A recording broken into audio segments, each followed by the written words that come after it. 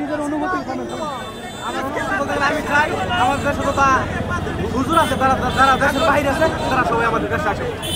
বলেন যার যার অনুভূতি বলে আজকে আপনারা স্বাধীন সবাই সবাই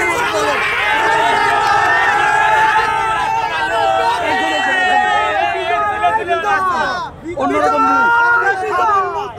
আজ থেকে সারা হবে